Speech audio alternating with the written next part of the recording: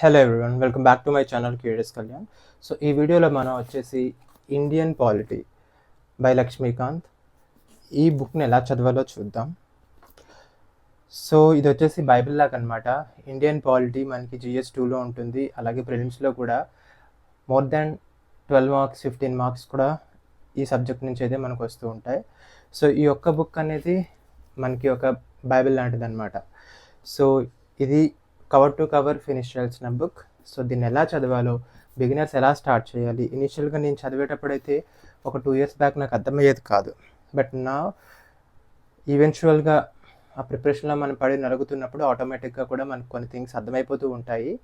So దానికి మన brain evolve అవ్వాలి అండ్ మన సబ్జెక్ట్ కూడా through news paper current events నేర్చుకుంటూ దాన్ని మనం అన్వయించుకుంటూ ఉంటే ఇంకా త్వరగా మనం సబ్జెక్ట్ని గ్రాస్ప్ చేయగలుగుతాం. సో ఈ బుక్ని ఎలా బిగిన్ చేయాలి అండ్ ఏ విధంగా స్టార్ట్ చేసి ఎలా అప్రోచ్ అవ్వాలో ఈ సబ్జెక్ట్ని ఈ వీడియోలో డీటెయిల్గా అయితే I try to explain my best as per my experience. All views are personal. So ఇప్పుడు మనం చూసుకున్నట్లయితే మనకి ఈ బుక్ని చాలా పార్ట్స్ కింద డివైడ్ చేశారు. సో ఫస్ట్ పార్ట్ వచ్చేసి ఇదంతా కూడా as per constitution. So Indian constitution ఏదైతే మనకు ఉందో అందులో మనకి డిఫరెంట్ పార్ట్స్ ఉన్నాయన్నమాట. సో 20 పార్ట్స్ వరకు ఉన్నాయి. సో పార్ట్ 1లో మనకి స్టార్ట్ చేసి ఇండియా గురించి అండ్ ఇట్స్ టెరిటరీ ఉంటుంది. అండ్ పార్ట్ 2లో మనకు వచ్చేసి చూసుకున్నట్టయితే సిటిజన్షిప్, అండ్ పార్ట్ 3లో ఫండమెంటల్ రైట్స్, అలా మనకి డిఫరెంట్ పార్ట్స్ అనేవి ఉన్నాయి కదా. సో పార్ట్ 4లో మనకు వచ్చేసి ఫండమెంటల్ డ్యూటీస్ ఉంటాయి, డైరెక్ట్ ప్రిన్సిపల్స్ ఉంటాయి. DPSP పార్ట్ 4 అయితే పార్ట్ 4Aలో మనకు వచ్చేసి ఫండమెంటల్ డ్యూటీస్ ఉంటాయి. అండ్ పార్ట్ 5 నుంచి మనకి యూనియన్ లెజిస్లేచర్ స్టార్ట్ అవుతుంది, union government. So again starting from president, vice president, prime minister, ఇంకా మనకి పార్లమెంట్, సుప్రీం కోర్ట్, ఇవన్నీ కూడా స్టార్ట్ అయిపోతూ ఉంటాయి అన్నమాట. సో మీరు స్టార్టింగ్ ఈ ప్రియాంబుల్ నుంచి కానీ పట్టుకుంటే, సో ఈ బుక్ మాత్రం చాలా బాగా రాశారు as per the constitution. So constitution ఎలా అయితే ఉందో ఫస్ట్ పార్ట్ 1 నుంచి పార్ట్ 20 వరకు, సో దీన్ని కూడా పార్ట్ 1 నుంచి అలాగే as per the constitution, preamble, then making of the constitution, and ఆ తర్వాత మనకి citizenship, union territory, fundamental rights, DPSPs, fundamental duties అన్నీ కూడా యాజ్ పర్ ద కాన్స్టిట్యూషనే పెట్టారు. సో దీనివల్ల అడ్వాంటేజ్ ఏంటంటే ఆర్టికల్స్ అన్నీ కూడా మనం ఒక ఫ్లోలో అండర్స్టాండ్ చేసుకుంటాం అనమాట. సో మీరు చదివేటప్పుడు అలాగే చదవాలని లేదు. మీరు చదవాలనుకున్నప్పుడు సిగ్మెంట్స్కి డివైడ్ చేసుకొని స్టార్ట్ చేసుకోవచ్చు. వన్స్ అంతా అయిపోయిన తర్వాత ఒకసారి మీరు ఒక 2-3 రివిజన్స్ చేసేసిన తర్వాత ఇండివిజువల్గా ఒక్కొక్క పోర్షన్ని దెన్ అగైన్ కన్సోలిడేట్ చేసుకునేటప్పుడు మనం అంతా కూడా అర్థం చేసుకోగలుగుతాం ఇది యాజ్ పర్ ద కాన్స్టిట్యూషన్ పెట్టారు అనేసి. సో మీరు బిగినర్స్ అయితే ఇదంతా ఏం పట్టించుకోకండి. ఫస్ట్ మీరు వచ్చేసి focus on the concept. For example, మీరు ఈ ఫండమెంటల్ డ్యూటీస్ కానీ, ఫండమెంటల్ రైట్స్ కానీ, citizenship, union and its territory ఇవన్నీ పట్టుకుంటే చాలా కాంప్లెక్స్ సబ్జెక్ట్స్. ఇవి కొంచెం కాన్సెప్చువల్వి, కొంచెం కన్ఫ్యూజ్ అయిపోతారు. కాబట్టి I suggest you do not start with all this, go to part 2. So మనం చూసుకున్నట్టయితే పార్ట్ 2 వచ్చేసి సిస్టమ్ ఆఫ్ గవర్నమెంట్ అని ఉంది ఈ బుక్లో. సో అక్కడి నుంచి మీరు స్టార్ట్ చేయండి, బికాస్ ఇది మనకు తెలిసిన సబ్జెక్ట్. డైలీ పార్లమెంట్ తెలుసు మనకు ఒక లోక్సభ ఉంటుందని తెలుసు, ఒక రాజ్యసభ ఉంటుందని తెలుసు, అండ్ మనకు ఒక PM ఉంటారని తెలుసు, ప్రెసిడెంట్ ఉంటారని తెలుసు, PM వాళ్ళకు ఒక క్యాబినెట్ ఉంటుందని తెలుసు, ప్రెసిడెంట్కి అండ్ వైస్ ప్రెసిడెంట్కి డిఫరెన్స్ తెలుసు. సో మనకి తెలిసిన దాని నుంచి ఇంకొంచెం తెలియని పాయింట్స్ యాడ్ చేసుకుంటూ చదువుకోవడానికి ఈజీగా ఉంటుంది. So please start with part 2. So ఈ part 2 I'm not saying as per the constitution. So ఇది కాన్స్టిట్యూషన్ ప్రకారం అయితే పార్ట్ 5లోకి వస్తుంది. బట్ ఈ బుక్ అయితే I'm using 6th edition Indian polity by M. Laxmikanth. This is 6th edition. Even ఇప్పుడు మనకి 8th ఎడిషన్ కూడా ఉంది. అండ్ వాటిల్లో మీరు తీసుకొని చదువుకున్న పార్ట్స్ మారమన్నమాట. సో పార్ట్ 2 వచ్చేసి system of government, parliamentary system. So first ఇక్కడ నుంచి స్టార్ట్ చేసుకోండి.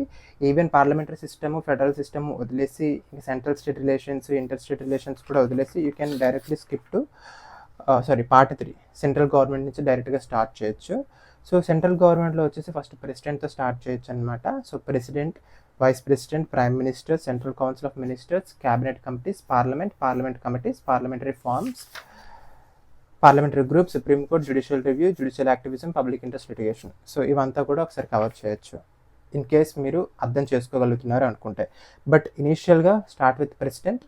సో ప్రెసిడెంట్తో స్టార్ట్ చేసి ఫస్ట్ ప్రెసిడెంట్ ఎలక్షన్ ఏంటి, ఇంపీచ్మెంట్ ఏంటి, అండ్ ప్రెసిడెంట్కి ఉండే పవర్స్ ఏంటి, టర్మ్ ఏంటి, ఆత్ ఎలా తీసుకుంటారు, ప్రెసిడెంట్కి ఉండే వీటో పవర్స్ ఏంటి, లెజిస్లేటివ్ పవర్స్ ఏంటి, అండ్ జ్యుడిషియల్ పవర్స్ ఏంటి, ఎగ్జిక్యూటివ్ పవర్స్ ఏంటి, డిప్లొమాటిక్ పవర్స్ ఏంటి, ఇంకా మనకి చాలా పవర్స్ ఉంటాయి, పార్డనింగ్ పవర్స్ ఉంటాయి. సో ఇవాళ కూడా మనం ఒక ఫ్లోలో అండర్స్టాండ్ చేసుకోగలుగుతాం కంప్లీట్గా. సో వన్స్ ఈ ప్రెసిడెంట్ అనే చాప్టర్లో మనకి ఒక 10 పేజెస్ ఉన్నాయనుకోండి, ఈ 10 పేజెస్ కవర్ టు కవర్, అంటే స్టార్టింగ్ ఫస్ట్ నుంచి లాస్ట్ వరకు, అండ్ లాస్ట్లో మన టేబులర్ ఫామ్లో ఆ ప్రెసిడెంట్ అనే టాపిక్లో ఇండియన్ కాన్స్టిట్యూషన్లో ఏవైతే ఆర్టికల్స్ ఉన్నాయో వాటన్నిటిని టేబులర్ ఫామ్ ఇస్తారనమాట. ఫస్ట్ అలా కంప్లీట్ చేస్తే మనకు కాన్ఫిడెన్స్ వచ్చేస్తుంది, అమ్మయ్య ప్రెసిడెంట్ అనే టాపిక్ నుంచి నాకు ఎలాంటి డౌట్ లేదు అనేసి. Then go for vice president. President అర్థమైందంటే వైస్ ప్రెసిడెంట్ చాలా ఈజీగా అర్థమవుతుంది. Vice president is also a chairman of Rajya Sabha అనమాట. సో అలా మనకి అగైన్ మన రాజ్యసభ లోక్సభ చదివేటప్పుడు అండ్ మనం legislative powers of vice president and ప్రెసిడెంట్కి వెళ్ళేటప్పుడు ఇట్లా మనం కనెక్ట్ చేసుకోగలుగుతాం అనమాట డాట్స్ని. So then start with prime minister. Prime minister గురించి అందరికీ తెలుసు, ఇక్కడ ఎక్కువ విషయాలు ఏమీ ఉండవు. And then central council of ministers, so cabinet ఉంటుంది, అవన్నీ ఉంటాయి, వాట్ ఎవర్ మినిస్ట్రీస్ పోర్ట్ఫోలియోస్ అవన్నీ చెప్తారు. అండ్ అలాగే shared responsibility, collective responsibility of the ministers, council of ministers అనేది చాలా ఇంపార్టెంట్ అనమాట. సో దాని గురించి. అండ్ లోక్సభ రాజ్యసభ డైరెక్ట్గా మీరు పార్లమెంట్కి వెళ్ళిపోవచ్చు. క్యాబినెట్ కమిటీస్ కొంతమందికి అర్థమవుతుంది, కొంతమందికి అర్థం కాకపోవచ్చు, ఇట్స్ ఓకే. క్యాబినెట్ కమిటీస్ అనేవి మనకి చాలా కమిటీస్ ఉన్నాయి. ఇప్పుడు వచ్చేసి cabinet committee, appointments committee of cabinet, and అలాగే cabinet committee on security, cabinet committee on parliamentary affairs, cabinet committee on economic affairs, ఇలా చాలా ఉన్నాయి కదా. సో అర్థం చేసుకోగలిగితే చదవండి, రోజు న్యూస్ పేపర్ ఫాలో అవుతుంటే ఇవి ఈజీగా అర్థమవుతాయి ఈ టర్మ్స్ అనేవి. లేదు అంటే జస్ట్ పార్క్ ఇట్ అసైడ్, ఫ్యూచర్లో మళ్ళీ మనం వద్దాం. And then parliament. So then పార్లమెంట్లో చాలా, ఇది ఒక పెద్ద చాప్టర్ అనమాట. సో అప్రాక్సిమేట్లీ 45 పేజెస్ ఉంటాయి. సో పార్లమెంటరీ సిస్టమ్ అనేది ఉంది కదా, సో అది అండర్స్టాండ్ చేసుకొని then start with parliament. And మనకి 2 హౌసెస్ ఉంటాయి, వాటి కాంపోజిషన్ అండ్ వాటి డ్యూరేషన్, వాటి మెంబర్స్, అండ్ వాళ్ళ ఎలక్షన్ ఎట్లా చేస్తాము, and representation of states, and ఇక్కడ మనకి డిలిమిటేషన్ గురించి చదువుకోవాలి.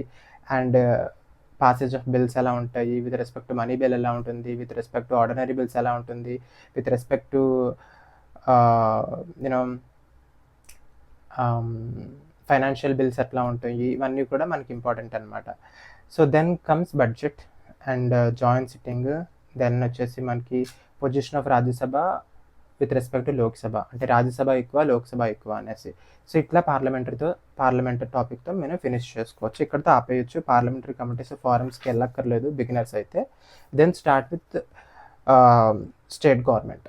సో ఒకసారి పార్లమెంట్, ప్రెసిడెంట్ ఇదంతా అయిపోయిన తర్వాత do not go for supreme court and judicial review and all that. Will park all the judicial subject, will park aside and will start again as a fresh subject. So then start with governor.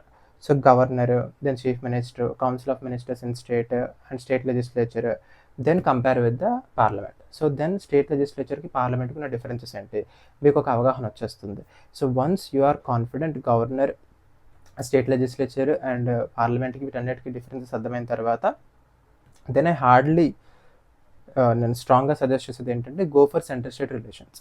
So inter state relations, centre state relations, and division of powers between centre, state and executive powers, financial powers, legislative powers. So centre A subjects మీద legislation చేయగలుగుతుంది, state ఏ subjects మీద చేయగలుగుతుంది, and సెంటర్కి ఉండే executive powers ఏంటి, స్టేట్కి ఉండే executive powers ఏంటి, సెంటర్కి ఉండే ఫైనాన్షియల్ రిలేషన్స్, స్టేట్కి ఉండే ఫైనాన్షియల్ రిలేషన్స్కి రెండింటికి సంబంధం ఏంటి, జిఎస్టీ కౌన్సిల్, ఇవన్నీ కూడా మీరు ఒక రిలేషన్లో, ఒక చైన్ లాగా చదువుకోగలమాట, దానికి ఒకటి inter related subjects.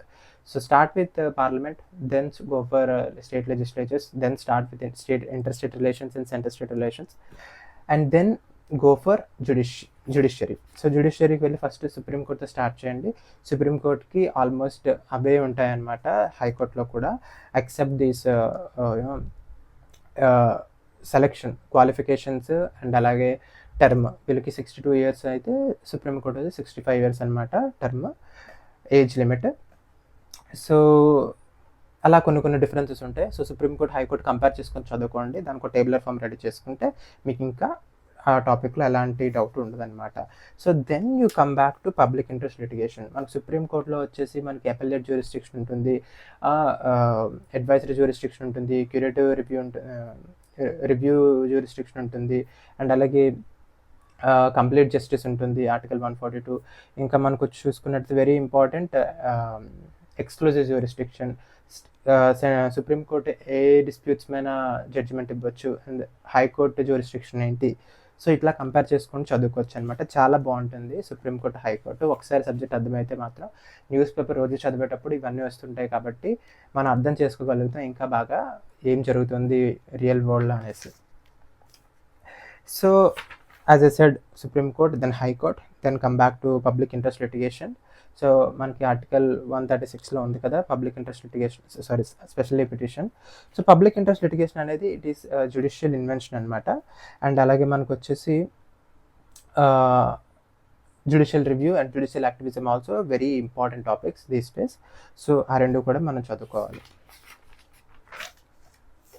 And then come back to fundamental rights. So ఇంక ఇవన్నీ వదిలేసి ఫండమెంటల్ రైట్స్కి వెళ్ళిపోండి డైరెక్ట్గా. దెన్ స్టార్ట్ విత్ డిపిఎస్పీస్ మనకి ఏవైతే ఆర్టికల్ 36 నుంచి స్టార్ట్ అవుతున్నాయో కంటిన్యూస్గా మీరు స్టేట్ డెఫినేషన్ ఏంటి and applicability of the DPSPs, and then start with article 38. మనకి ఫస్ట్ స్టార్ట్ అయిపోతుంది ఆర్టికల్ 38 నుంచి దెన్ 51A వరకు కంటిన్యూస్గా ఏవైతే ఉన్నాయో అవన్నీ కూడా ఆర్టికల్స్ టప చదివేసుకోవచ్చు అనమాట.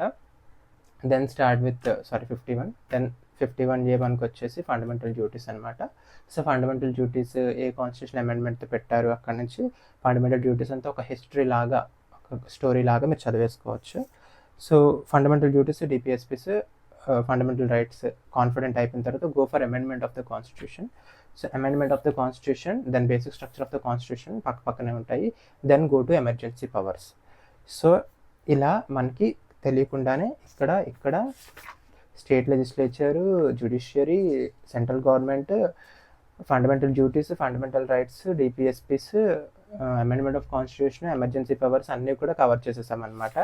So then come back to important constitutional bodies.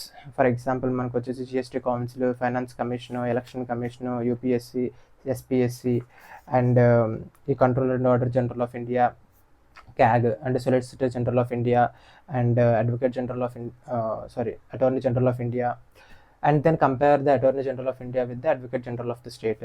So ఇలా కొంచెం ఇంటర్ రిలేటెడ్ సబ్జెక్ట్స్ మనం అప్పటికప్పుడు ఒకటి చదివగానే ఇంకోటి మనకి ఈజీగా అర్థమైపోతుంటాయి అనమాట. సో అలా మనం ఈజీగా కవర్ చేయగలుగుతాం, అరే ఏదో మనం చేయలేదు అన్న మైండ్లో నోషన్ ఉండకుండా. So then again come back to Panchayati Raj, local government. So Panchayati Raj మనకి ఏదైతే ఉందో పంచాయతీరాజ్ తర్వాత మనకి మున్సిపాలిటీస్ ఉన్నాయి, తర్వాత కోఆపరేటివ్ సొసైటీస్, ఇవన్నీ కూడా కవర్ చేసుకోవచ్చు. So what ever left of topics ఇంకా మనకి ఏవైతే ఉన్నాయో ఈ non constitutional bodies like Niti Aayog, human rights commission, and state human rights commission, central vigilance commission, state information commission, central information commission, and very important Lokpal, Lok Ayuktas, year question కూడా వచ్చిందనమాట. So ఇలాంటి what ever miscellaneous topics మనం ఎక్కువ న్యూస్లో చూస్తున్నామో అవి చూసుకోవాలి. And అలాగే anti డిఫెక్షన్లో important electoral reforms కూడా ఇంపార్టెంట్ అనమాట. Because elections is a running subject, is always a trending subject in UPSC and in real world also. So ఇట్లా మీరు అప్పటికప్పుడు ఏవైనా మిస్లీనియస్ టాపిక్స్, అరే న్యూస్లో బాగా ఉంది, ఫర్ ఎగ్జాంపుల్ న్యూస్లో గవర్నర్ గురించి బాగా ఉందన్నమాట, ఒకసారి మళ్ళీ వెళ్ళి గవర్నర్ గురించి మనం రివైజ్ చేయడం అలాంటివి చేస్తూ ఉంటే బాగుంటుంది. అండ్ ఇంకోటి వచ్చేసి ఈ మధ్యన బాగా న్యూస్లో ఉన్నది మనకి ఎలక్షన్స్ అనమాట. సో 1 నేషన్ 1 ఎలక్షన్ పాలసీ వల్ల సో అసలు ఎలక్షన్కి ఒక పొలిటికల్ పార్టీకి నేషనల్ పార్టీగా రికగ్నిషన్ ఎలా వస్తుంది, అండ్ వాళ్ళకు ఉండే ఎలిజిబిలిటీస్ ఏంటి, రికగ్నైజ్డ్ పార్టీస్ అంటే ఏంటి, దానికి ఎలా రికగ్నైజ్ చేస్తుంది ఈసీ, అండ్ ఈసీఐకి ఎలక్షన్ కమిషన్ ఆఫ్ ఇండియాకి స్టేట్ ఎలక్షన్ కమిషన్కి డిఫరెన్సెస్ ఏంటి, ఈసీఐ కండక్ట్ చేసే ఎలక్షన్స్ ఏంటి, స్టేట్ ఎలక్షన్ కమిషన్ కండక్ట్ చేసే ఎలక్షన్స్ ఏంటి. సో ఇవన్నీ కూడా మనం ఒక క్యూరియస్ మైండ్తో ఉండాలన్నమాట. సో అప్పుడు ఒక స్టెప్ కొంచెం ఒక మెట్టు ఎక్కి మనం వెళ్ళి రీసెర్చ్ చేసి కొన్ని విషయాలు తెలుసుకుంటూ ఉంటాం. సో తెలుసుకున్నవి మీరు నోట్ చేసుకుంటే అవి మీరు చేసిన రీసెర్చ్ రివిజన్ చేయకపోతే మళ్ళీ యూజ్ ఉంటుంది అనమాట. అవి ఎప్పటికప్పుడు రివిజన్ చేసుకుంటూ మీరు ఆ క్యూరియాసిటీని బిల్డప్ చేసుకుంటూ ఉంటే సబ్జెక్ట్లో మనం మంచి ఎక్స్పర్ట్స్ అయితే అవ్వచ్చు. So that is all I'm having. In డెప్త్గా నేను ఇది అంతా వీడియో బుక్ అంతా ఓపెన్ చేసి ఒక్కొక్క పాయింట్ని ఎక్స్ప్లెయిన్ చేయలేకపోవచ్చు. But still if you have any questions reach out అవ్వండి. సో దట్ ఇన్ డెప్త్గా ఇన్ కేస్ నేను ఏమైనా ఒక్కొక్క పేజ్ ఓపెన్ చేసి ఇన్ కేస్ డీటెయిల్ ఒక మ్యాపింగ్ లాగా మీకు ఇది ఎక్స్ప్లెయిన్ చేయాలి అంటే I will try my level best. As of now అయితే నేను ఒక గ్లిమ్స్ లాగా ఇచ్చానమాట ఈ వీడియోలో. బట్ ఇన్ డెప్త్ మార్కింగ్ చేసి ఏమైనా చెప్పాలి అంటే I strongly recommend you Ali Jindal సార్ది వీడియోలో ఉందన్నమాట. ఆయన చాలా బాగా ఎక్స్ప్లెయిన్ చేశారు, అది ఫాలో అవ్వచ్చు. In case Telugu medium aspirants అయితే దాన్ని డబ్బుడ్ వర్షన్ చూడండి. Thank you.